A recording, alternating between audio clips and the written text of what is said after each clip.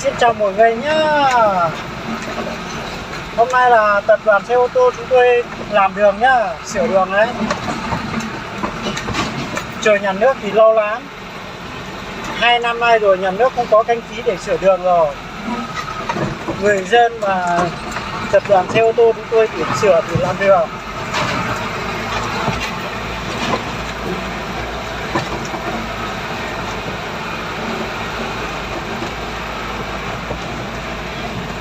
Báo cáo cho các đồng chí ở bản Nàng Ngần ấy, làm nền thì đừng có đổ đất nhiều vào đường, hỏng hết đường rồi. Và những nhà ở trên đường đừng xả đất, xả nước vào đường. Chán quá, chỗ Nàng Ngần kia là chán ơi là chán.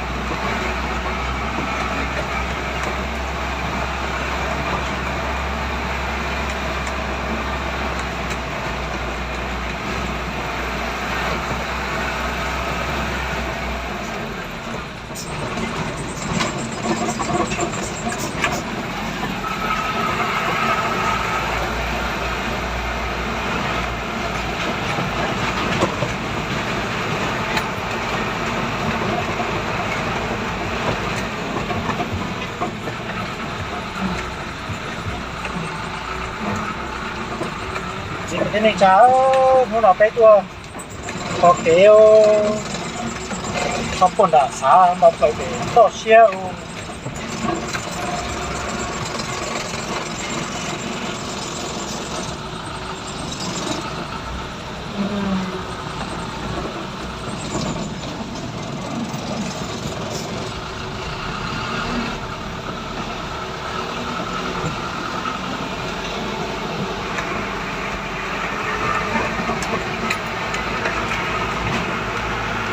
Tốt quá nè.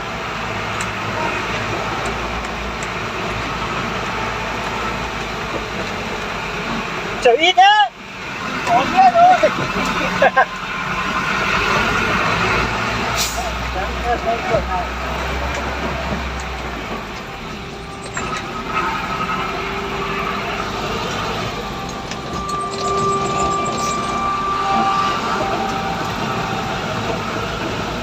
Năm nào cũng thế này thì nhà nước đừng có thu phí đường bộ nhá.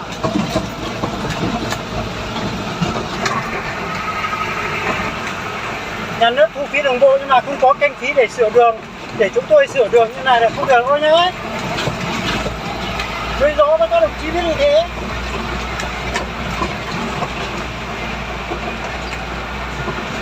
Đây là đường người ta, các xe ô tô thì sửa để làm thôi.